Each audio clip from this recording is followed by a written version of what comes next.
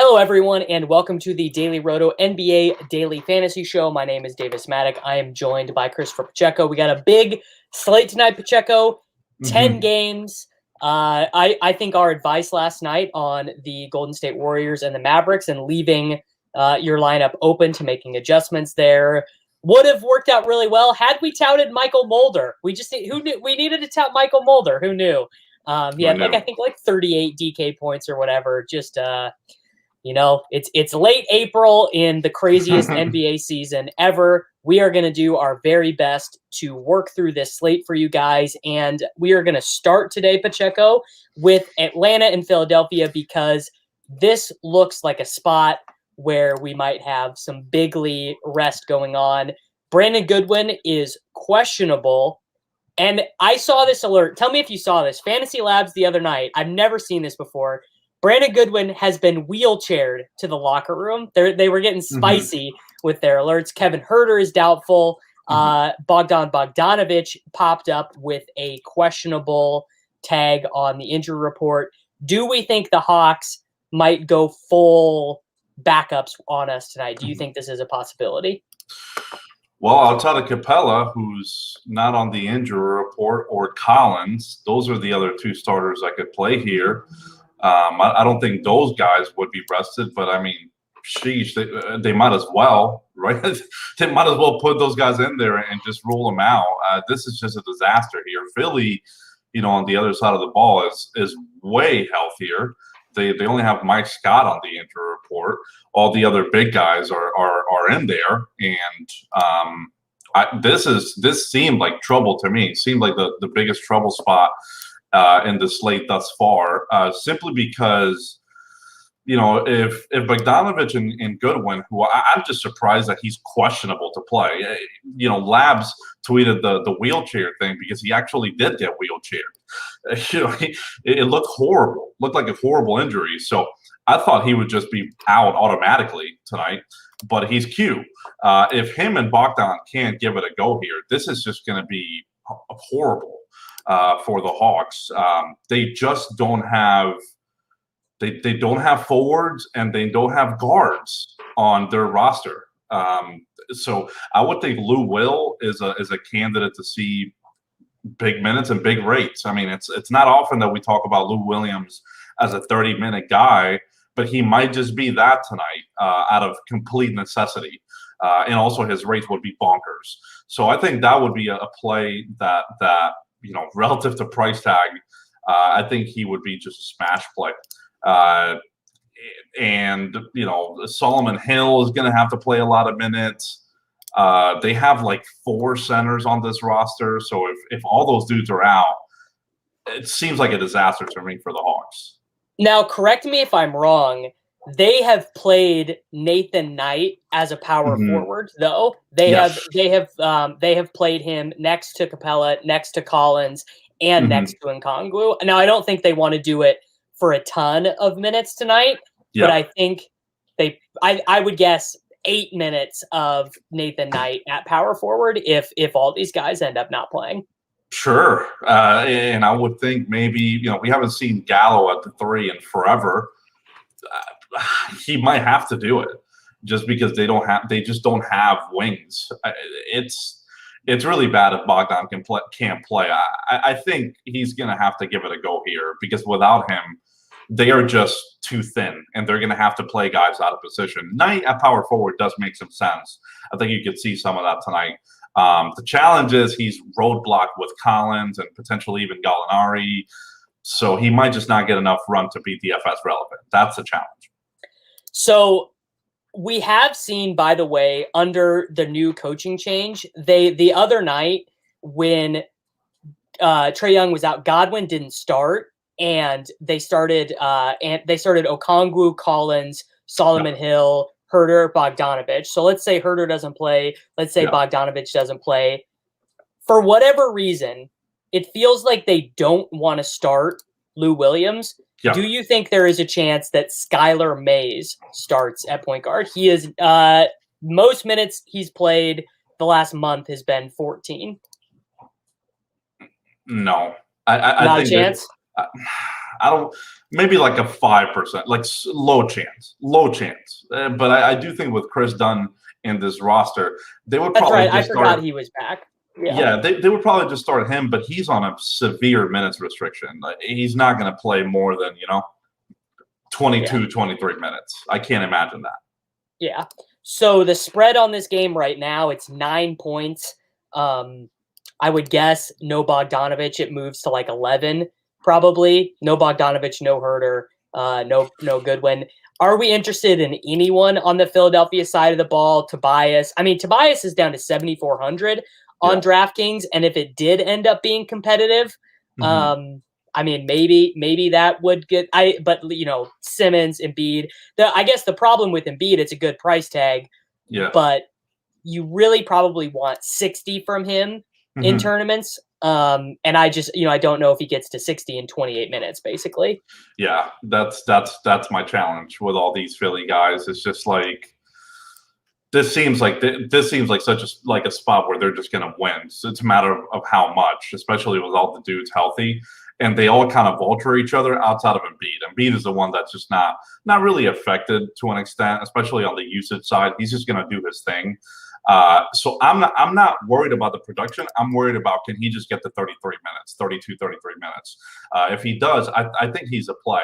If he doesn't, it's a 10-game slate, Davis. So it becomes really tough to talk about Embiid as some sort of core play. I don't think you can talk about him like that tonight. Yeah. All right. Orlando against Cleveland. We have the usual assortment of. I mean, is Orlando the most annoying team for you to project? Like, they got to be close. Every single night, they list all these guys as questionable or doubtful. They play 13 guys. Like, we're getting minutes for, freaking Chas and Randall down here. Like, what an obnoxious team for DFS. So the only guy we have two guys as plays on the Magic roster, Cole Anthony and Gary Harris. My thing, Pacheco, would just be, these guys have no ceiling because no one gets, even in a single game, guys are not getting to 33% usage. Guys aren't taking 20 shots. Like, what is even the realistic minutes upside for Gary Harris? Like 35, maybe? And that, I think, no way, because they're playing RJ Hampton, they're playing Randall, they're playing Ennis.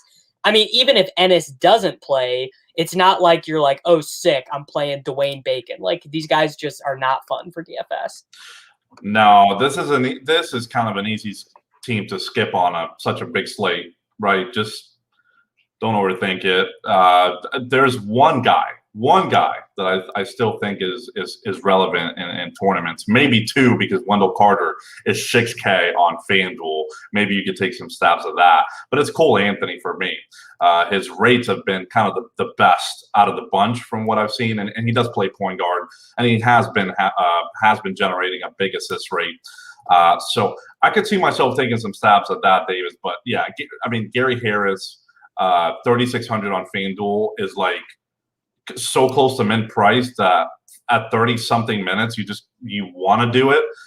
As you mentioned, the ceiling, it just grows. I mean, if he gets you to 25 FanDuel points, you're doing somersaults, and that's just on a 10-gamer. It feels like such a thin play.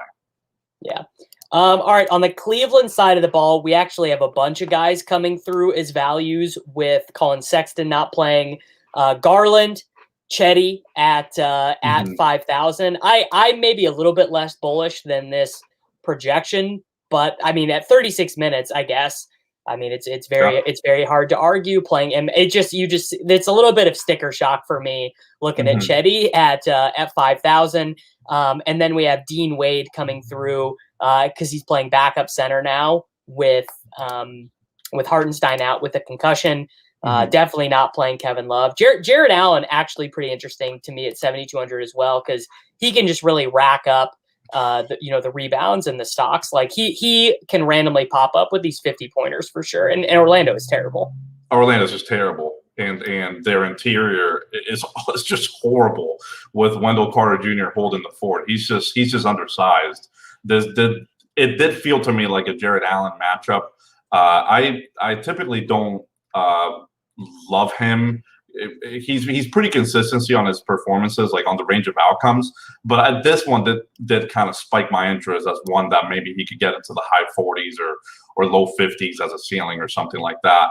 So I think that's a fine play. I think, Osman, if he just made a couple more shots the other night, he would have gone to his medium projection without a problem.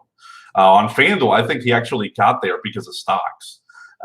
It's what I mentioned last time they played. It's just like he's not a consistent player, and his shooting could be pretty awful at times. And then that night he shot 2 for 9 and still nearly got to 27 drafting points, Davis. So yeah, there's going to be some interest there for sure, but the price tag is coming up, and it's a 10-game slate. So there has to be some other value to the slate. I don't think you want to get married to Yeti tonight. I think he's a fine play, but that's about it. I prefer, Darius Garland. I think he's the best of the bunch on Cleveland.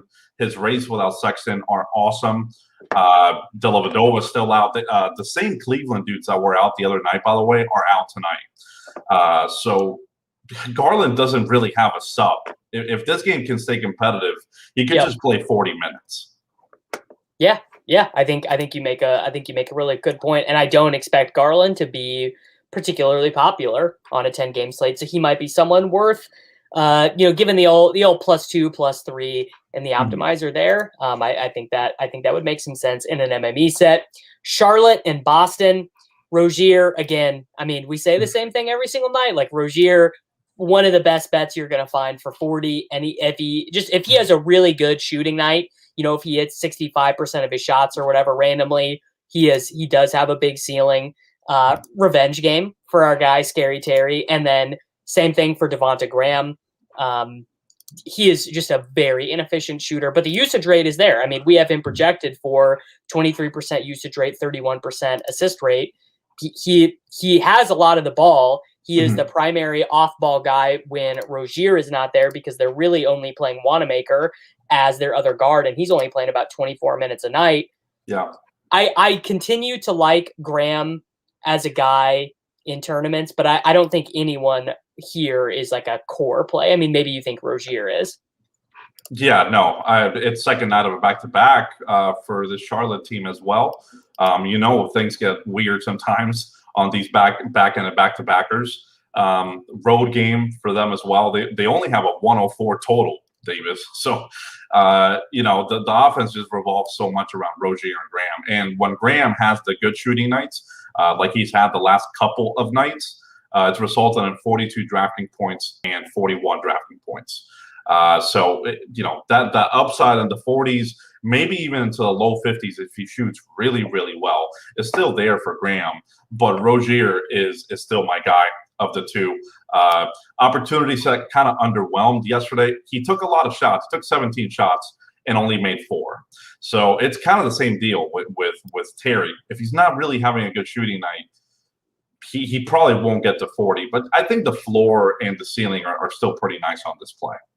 I think you're completely right about the ceiling for Devonta Graham. I think, at 4%, like how many guys do you get at 4% ownership who are like locked into 18 plus field goal attempts? Like it really doesn't happen. On the Boston side of the ball, they get Jason Tatum back last night. Jaylen Brown did the best he could last night, 39 points, 11 rebounds, 3 assists, 4 steals. Yeah. It was literally exactly what we said, Pacheco. It was Ogilvy, useless. Langford, useless. Fournier, useless. They're all useless. It was only Marcus Smart. It was only Jaylen Brown. And Smart didn't even really get there because I think he went I got to pull up the box score. I'm pretty sure he went 2 for 17 from the field. So that's not what you want. Going 2 for 17 from the field, not really what you want. I will say Smart in that 6-game slate yesterday was about 25% owned in the lottos. I would think tonight he's going to be about 10% probably, and maybe not even that with the return of Jason Tatum. Yeah. But he is going to play point guard because they're not giving Evan Fournier the ball. Like they are not about. I actually wouldn't even be surprised to see Fournier not start and see Langford or Ogilvy start over him, especially with the return of Robert Williams to the lineup because they just what would Fournier even do in the starting unit. I think he will probably come off the bench again. So my takes on Boston would be, just your usual allotment for Tatum and Brown. I don't view the absence of Kemba Walker as impacting them that much. I mean, maybe like a 1.5% bump in usage rate or something like that. But Smart is the guy who just has that wider range of outcomes. He without Kemba, he brings those 45s and those 50s into play in a way that is not in play when Kemba is in the lineup.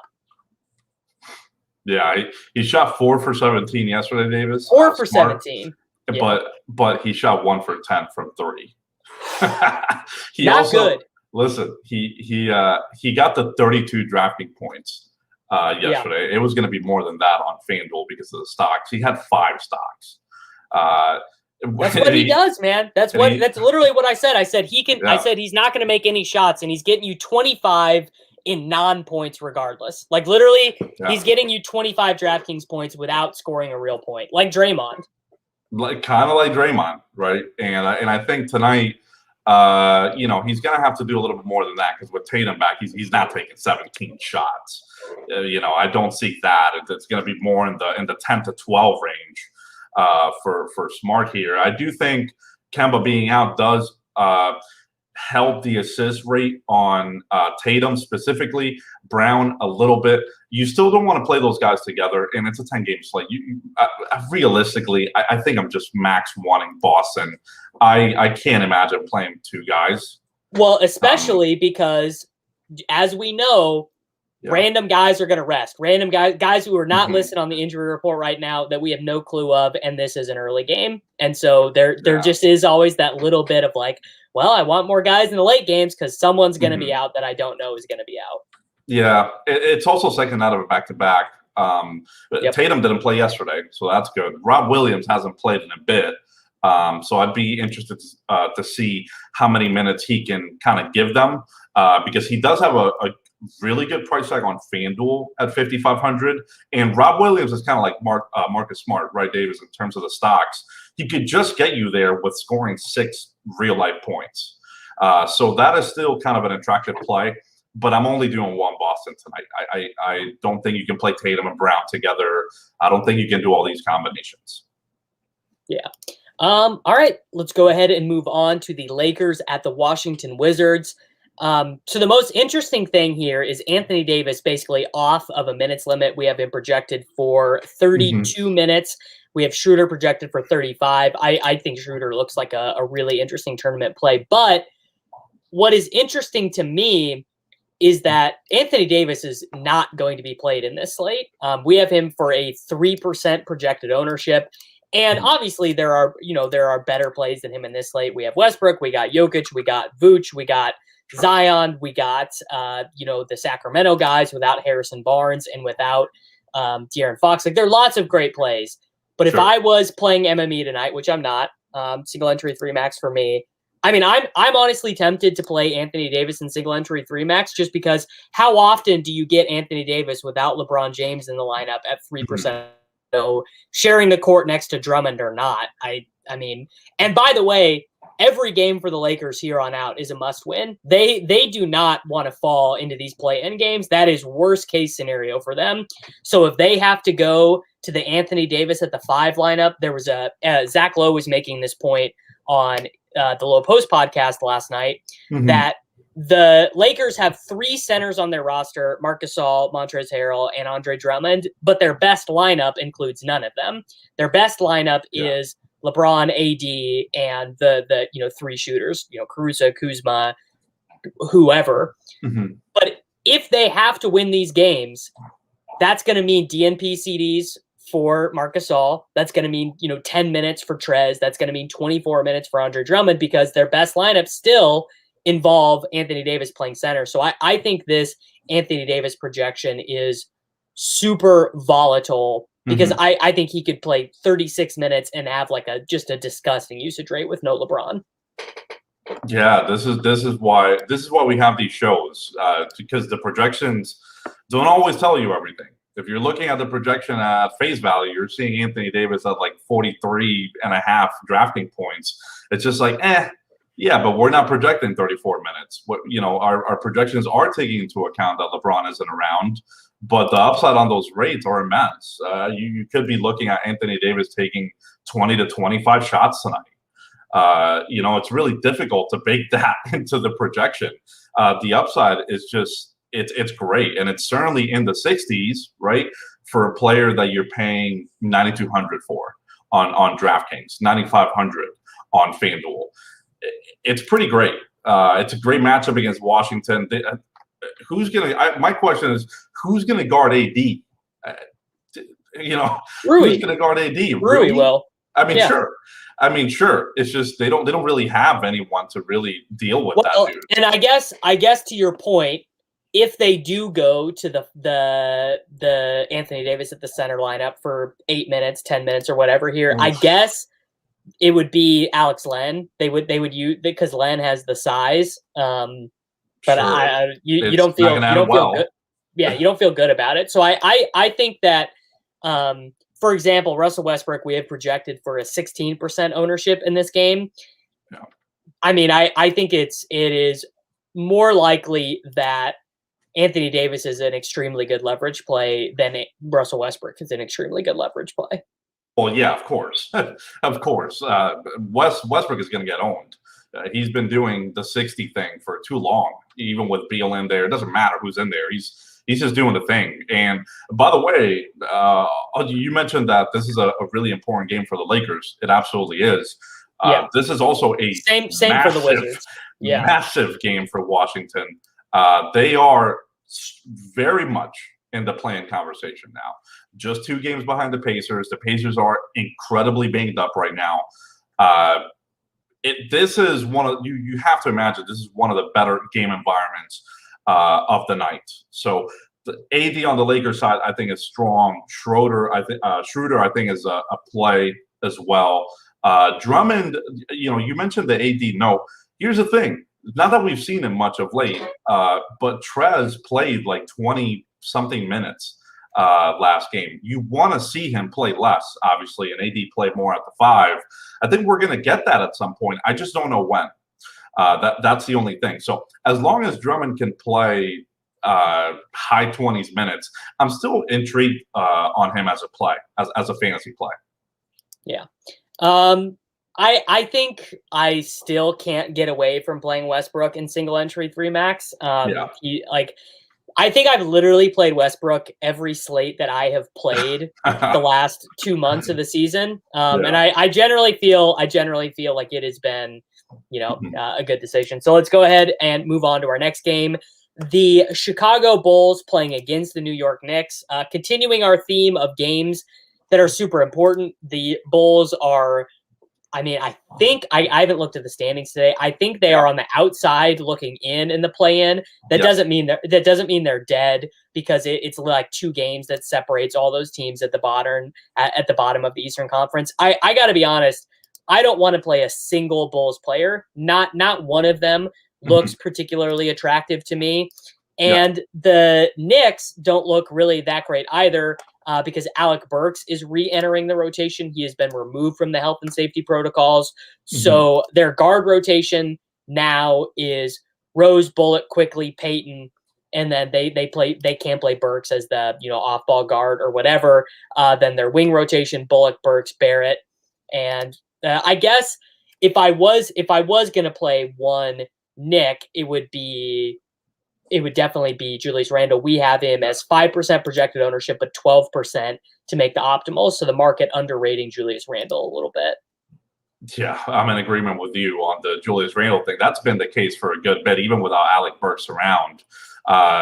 In terms of guards, it's Derrick Rose who's been closing very consistently.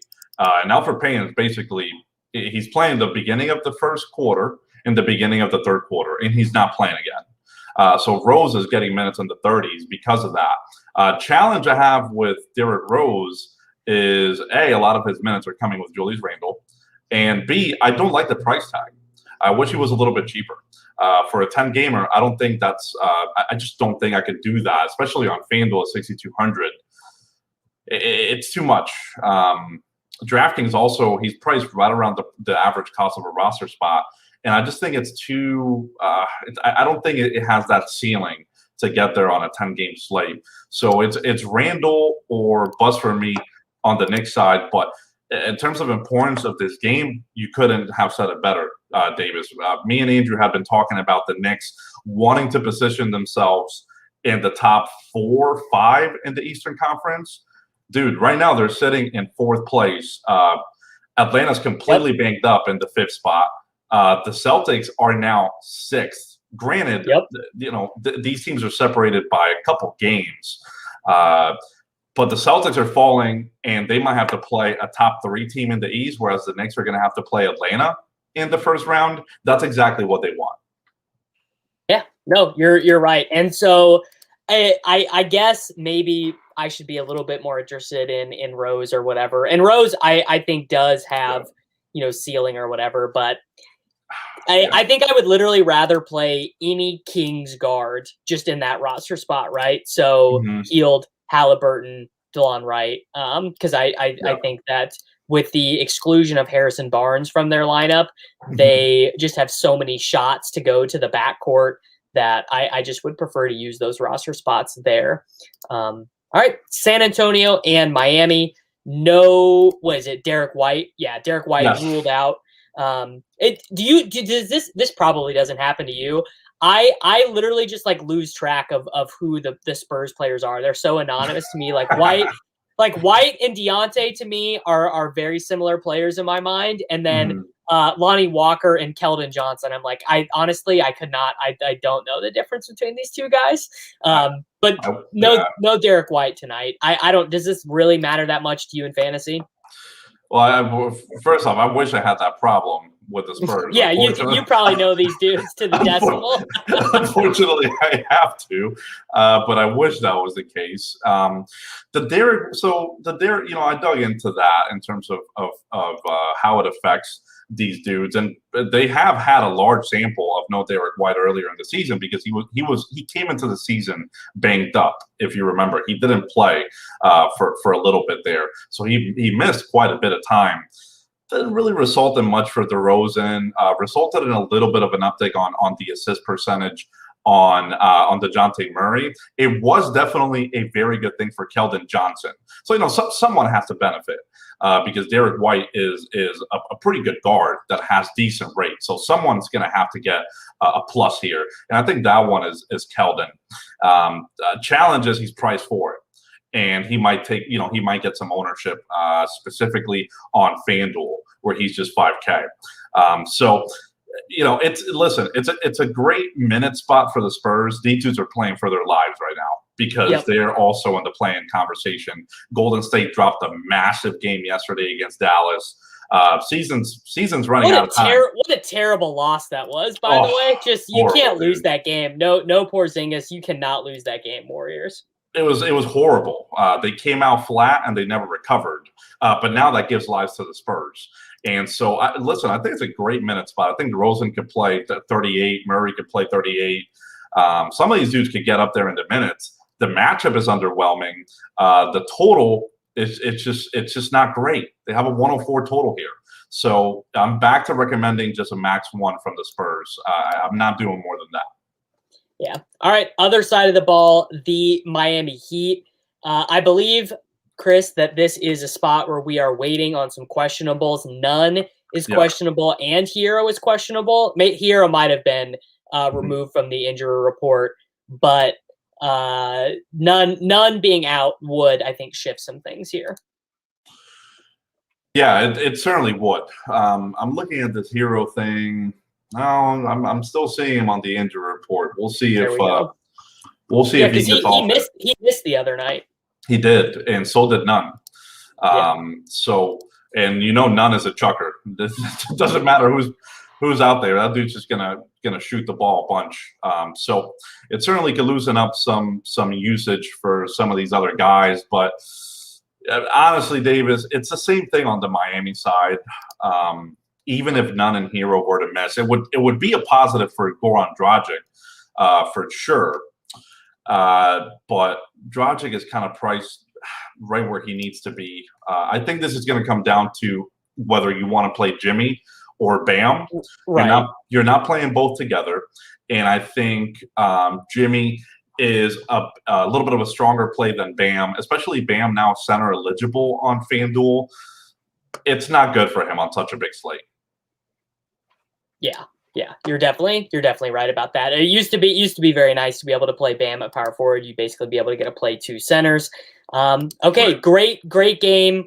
Again, every game matters right now for Denver. I think Jokic with no Barton and no Jamal Murray. I mean, he is in Westbrookian level territory for me. Like I think Jokic is the best play of the slate. Cover boy. For our stuff today. How about Michael Porter Jr. priced at $8,600 on DraftKings? Absolutely phenomenal. We got a question here about New Orleans. Can we play Ingram and Zion together today? I would say that is one of the most obvious max one spots in DFS. Like that is that is very similar to Tatum and Brown. If Zion's using up 22 possessions or whatever, he directly takes away from Brandon Ingram and vice versa. Now we're not in a great spot. Like we talked about this yesterday, Zion's price actually does fluctuate more than other stars do, and we're at max Zion pricing. I do think Jokic is just an absolute jam here, though. Well, this is really interesting. Here's a good one I have for you. At their current price tags, who would you prefer, Zion or Anthony Davis? Oh, for sure, I would prefer Anthony Davis. Yeah, no doubt about it. I think Anthony Davis is the best leverage play of the slate. Well, listen, our projections are thinking right that Zion is the better play. And again, this is why you need people to talk about this stuff. Like I think Davis has a ceiling right now that Zion barely touches. Yeah. You know what I mean? So sure, he's ahead in the median projection, but in tournaments, I think you really want one of those guys, and I would go with AD. Frankly, Zion is now battling with Ingram on a nightly basis. Lonzo is around and playing big minutes. It's not that Zion gets affected that much, but when you're talking about a 10-2 price tag, you need as much as you can get, man. It's starting to get closer to Westbrook type price tags, and Westbrook is like an auto 60 most nights, and Zion is not that. So absolutely agree with you. This is a max one situation, especially on a 10-game slate. You're not playing both of those dudes together. Frankly, I would be okay not playing Zion in this slate. The matchup is fantastic against Denver. They don't have anyone to be able to body these dudes. So could he get you 50 drafting points and stuff like that? Absolutely. Beyond that is where I have a challenge with Zion. But Jokic on the other side, absolute smash play. He has been getting into the 50s in fantasy points without playing fourth quarters. Imagine if he gets a fourth quarter. He's probably going to surpass Westbrook on any given slate at this point.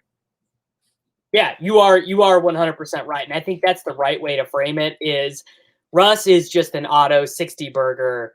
Zion, he probably has to score like 38 real points to get there because he doesn't generate the stocks as much as you think he would. Like you'd see how athletic he is, and he really doesn't. But I think this game is very top heavy, so I think that we can move on to the Clippers at the Suns.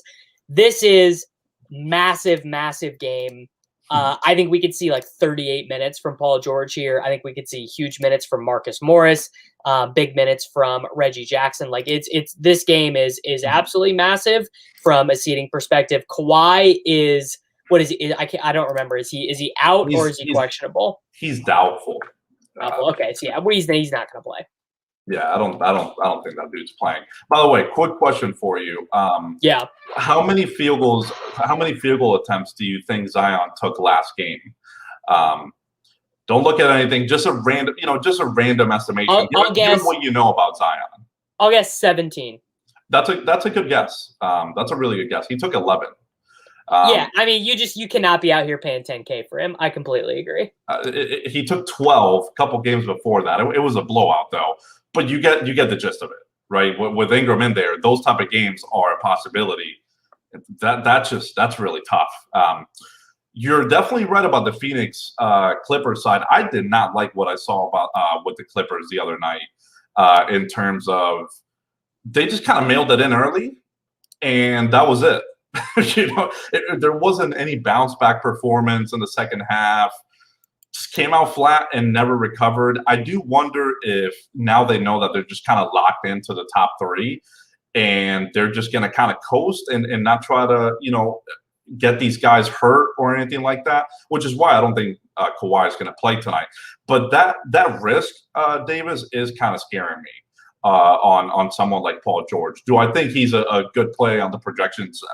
Absolutely. But I do think there's some risk that, he doesn't play 35 consistently, the 35 minutes. So that sort of risk is kind of scaring me there.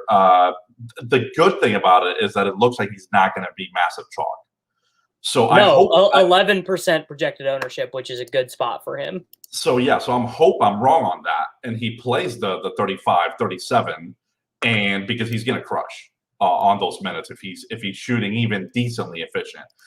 So you have to have some level of interest there. That's about it for the Clippers. Maybe Marcus Morris. It's a 10-gamer though, so can't play those two together. And I think Morris would be the only one that I have some interest in.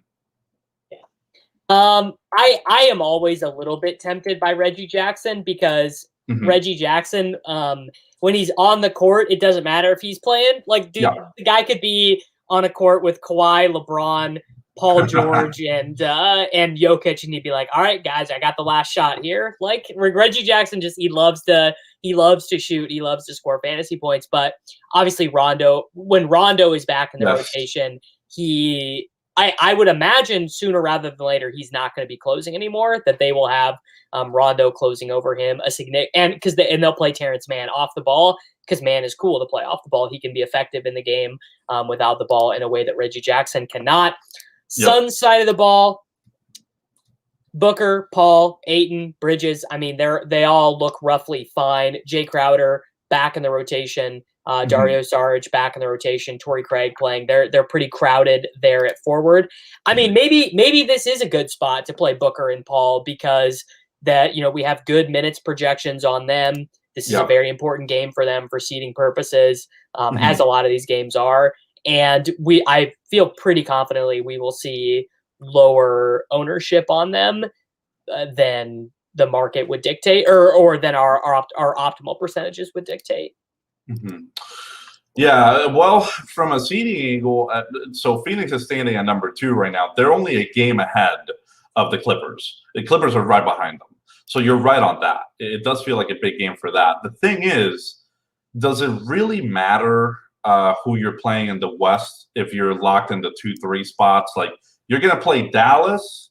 Oh, you might play the Lakers, so you might want to avoid that matchup if you're number 3 because LeBron's going to be healthy. But if the Lakers can stay at 5, you're going to play Dallas, Portland, or Memphis, maybe. Yeah. So ultimately, it just doesn't matter that much, in my opinion, as long as you can avoid the Lakers matchup. But if the game environment is calling for it to be great and we can get like 38 minutes out of Booker, 35, 36 out of Paul, those dudes are going to look a little bit better. Price tag on Paul feels really, really appropriate on FanDuel at 8,200 for a guy that's just projecting as an okay play. 7,600 on DraftKings is a little bit more lenient. I'm okay with it. I'm also okay with Devin Booker. He's just not doing much more other than scoring right now. So you need like 40 real life points out of the dude for him to get you a ceiling.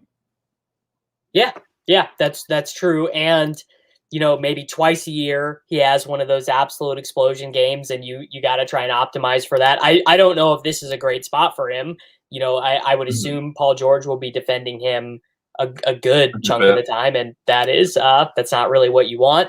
I think that is about good on that game.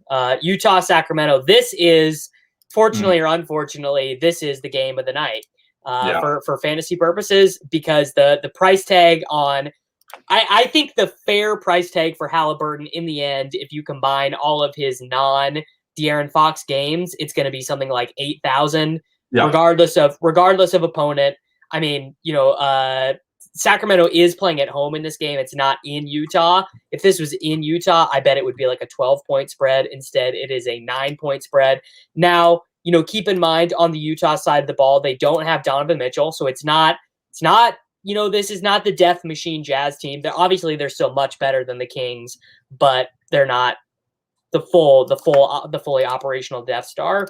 Also, Harrison Barnes is not playing in this game. I don't think this is wrong in the projections, Pacheco, but Buddy Hield is my favorite tournament play here because you want to talk about a dude who's just going to get his shots up. I think that the combination of Barnes and Fox missing leaves something like 22 shots open for Buddy Hield in this game, just like an absurd amount of minutes and shots for him. Yeah, it's just a matter of can he make them or not. If Buddy can just have one efficient night, just go 10 for 20 or something.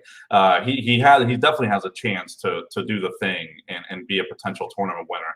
The other one that you miss on the Utah side, and it's massive, is Mike Conley. He's not playing either. So this game it feels like it has to be competitive. But Sacramento's down so many dudes in Fox and Barnes. Like those are just really, really significant pieces that I guess there is still some level of blowout risk. But how can you not like this Jazz value going into Sacramento and playing these dudes? It just feels so good to play Jordan Clarkson and even Joe Ingles. I think he feels like a boring guy, but no, Ingles is the smash here. Ingles is.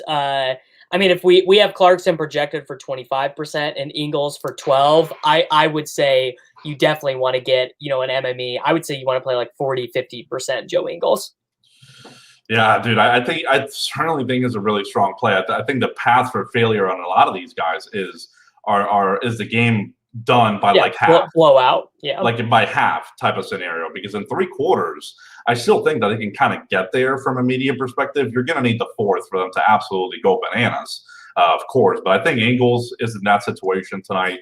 I think Royce O'Neal, it's not that his rates are going to be amazing or anything, but I think now he's a little bit more playable than he was before. He was just unplayable with all the dudes available. So I think that's a decent little target. Doesn't have like 50 fantasy point upside or anything like that, but if he could get you 35, 40, I think you're dancing. And then Rudy Gobert is the other obvious one on Utah. It's a great matchup for Rudy Gobert here. The challenge is he's a center that doesn't really shoot threes, right? He's not a shooter. He's just a guy that picks and roll, dives to the basket, and you can kind of throw him an alley-oop. So the usage, none of the rates really go up without the other guys being around. But they might have to create a little bit more of that action to create offense because it's no Mike Conley and no Don Mitchell. Yeah, and we haven't even said Bojan Bogdanovic's name. He actually should be. So Ingles and Clarkson are going to be super ball dominant here. But, because those guys are going to be so ball dominant, that means they're not standing in the corner. Bojan's going to get a bunch of extra corner looks if he hits 70% of them. If he just has one of those 6 shooting nights, which we all know he can have. He is projected at 4% ownership on DraftKings. I would much rather play Bojan at 6.4K than Royce O'Neal at 4.9K in tournaments. No doubt about it. No doubt about it. One of those dudes has 30 real life point upside. The other one doesn't, and that's Bojan. So you're definitely right on that one. Here's another good thing that I like about the Jazz. You don't really have to set up one of Clarkson or Ingles. Crazy rules. Nothing like that. I think all these guys are pretty darn straight up. The thing is, how many of them do you wanna play? Because I think a max 2 max 2 I think is bad. I would say max 2 of Ingles, Clarkson, and Bogdanovich, and let Royce and Gobert just whatever, because I don't think those guys are as influenced. You could say the way their influence is just much more likely this game is going to be close, and the Kings are so bad on defense and they play fast, so that's just all good for fantasy. Definitely would have won more than 3 in your lineup. right? So could we at least agree that like max 3 is like the cutoff? You'd want max 3. Well, actually, you know what? I mean, max 3 is fine, but I would say maybe max 1 of Royce O'Neal and Bogdanovich, because those guys are competing for the same shots, which are the stand in the corner and wait for Ingles to pass me the ball. And I think it would be very unlikely that those guys would both go like 6x their price tag. Yeah. Like I feel like that's, and I would probably just not be that interested in playing Rudy more than what the optimizer was giving me. Like if I run my set and I get 22% Rudy, fine. If I run him and get him at 8, just whatever my other settings are, I wouldn't make it a priority to fade him or be on him either way. I don't think that's unfair. He is battling Jokic and Embiid on this slate. I mean that's already that's already a tall task. Yeah, I mean Jokic, I think is honestly undervalued in this slate. Like, what do we have him? We have Jokic projected for 31% projected ownership. Like, I think you could get to 50-60% of him in tournaments pretty easy and feel good about it. Yeah, I think so too. But the game log watchers are going to be looking at his performances lately and be like, oh, he's just not getting to the 60-70 anymore. What's going on? It has absolutely nothing to do with him, and all to do with the blowouts that he's playing with, or he's playing in. Excuse me. Yeah. All right. There we go. Wrapped up. Anything else that we need to cover? Did we talk about? Well, first off, the Sacramento side. You mentioned Halliburton. That's a play. Terrence Davis. God, that feels scary. Yeah, we didn't talk about Terrence Davis. Yeah, he's probably going to start, right? That feels scary. He certainly might start in this spot. I don't know. It feels really scary because he's been a dude that's burned us a lot this season, but it's been because of his inconsistency. He's just not a very consistent player. So, it's just one of those guys that if he just gets like 40% ownership or something on this slate, terrible.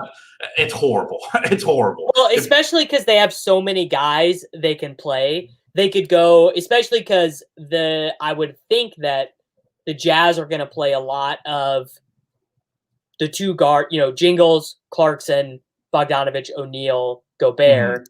So you don't need to be playing multiple bigs in that lineup, so they can get away playing Halliburton, DeLon Wright, and whoever together. And so Harkless, that could be Harkless, that could be Buddy, that could be Kyle Guy, that could be Justin James. Like, that could just be whoever. And there are paths to Terrence Davis playing 21 minutes and taking 3 shots, and that's it. I agree, because they can play, and that's an area that you mentioned. You could do DeLon, Tyrese Halliburton, Buddy, and then Harkless at the 4. They had been using Harkless as like a small ball 5 before, so trust me, they're not gonna they're gonna be okay playing him at the 4 in the spot. So Davis is definitely someone that I want to talk about in terms of the projections. Like him, we do have him projected for 28 minutes, and that's the big reason why. But there's absolutely paths for failure on that one, and that is not a lock button situation by any means. So definitely wanted to hit on that, and then Portland, Memphis. I think we might have bypassed it. I think we did. That's my bad. We just went right past it. You're fine. Yeah, that's a massive Portland, game too. Yeah, Portland, Memphis. This is an important game. We've seen huge minutes from all these guys. I Lillard, McCollum, Nurk. Those are the only guys who do the fantasy point scoring for the Blazers. Like Covington with all these guys healthy. Pacheco. I don't know if I have ever seen a player who plays 35 minutes projected with a single-digit usage rate before in our optimizer. Covington might literally be the first one. Yeah, there were some Nerlens moments as well, because his usage rate is pretty bad too. Very low. It's pretty bad. So whenever we projected him for 30 plus, he was definitely in that usage level. But you're right, Covington. It just feels so thin. Same with Norman Powell. The rates are just not there when all these guys are healthy right now. So Dame, CJ, Nurkic, I thought Nurk was a fantastic play yesterday. Did you see what he did in 19 minutes? I mean, he just filled the stat, just filled it up, man. So That was just such a great matchup. This one is obviously more testy. Joval in there, and then Jaren Jackson Jr. healthy. It's not going to be as good of a matchup, but the minutes and the rates have been pretty nice for Nurkic. So I like that call. But you're right, only 3 on the Portland side. Frankly, on the Memphis side, as big a game as this is for them, Davis, and it is a big one. Right now they're sitting in the 8th spot in the Western Conference, but they are trailing Portland now by a game and a half. So you could be talking yourself out of the Utah Jazz matchup in the first round, and they're going to be healthy for that matchup. So I think you definitely want like something like Phoenix at this point if you can make it. So you could see Ja play 36, 37, Dylan Brooks play 33, 34. Challenges outside of those guys, I don't know who else you can consider from this team. They're playing their 10 guys straight up, and Jaren Jackson Jr. and Joval are 100% splitting the center minutes right now. So Joval could get like 26 to 28, and then Jaren Jackson Jr. is just going to play like 20 to 22. So yeah. I don't know. It feels like too tough of a scenario there. Yeah. I think that is about good for that game. I'm looking at the Memphis rates here real quick. I mean, if there was one of these dudes I would want to jam, it would be Joval, because Nurk and Cantor are not good defenders. Yeah, the price tag sucks. That is the only thing, man. Yeah, Joval at 6,800 is a lot different than 7,900. Especially now where 30 minutes feels like it's just not going to happen with Jaren Jackson Jr. healthy. I do like Ja in terms of the rates. They have been rebounding a bit here of late. He's obviously been more efficient. I don't know if he's getting healthier. I don't know what's happening there, but the rates and the efficiency have been coming up a bit for him, but so has the price tag. So you're going to need like 36 minutes out of him for him to be like a legit good play. Yeah. All right, man. There we go. Got her done. Thank you for correcting me on that missed game. Let's give our favorite tournament play under 10% projected ownership. I will say mine is Anthony Davis for sure. Wow, yeah, that one is absolutely a smash. This is on DraftKings, right? That we're talking about in terms of the projected ownership. Yeah, I mean, look, this is my bias. You guys, you and Andrew are better at talking FanDuel than I am. I do not play there very much, so I always view it through DK. No, that's perfectly fine. Wow, Paul George, he's at 11. That's crazy, given that we just saw this dude be massive chalk on the very same kind of scenario without Kawhi Leonard the other night. But he's at 11. I think my favorite under 10 is probably, I'm going to go ahead and say CJ. Yeah. See, I mean, CJ, 36, 37 minutes. He can, any random game, he can outshoot Dame, especially if he's got it going.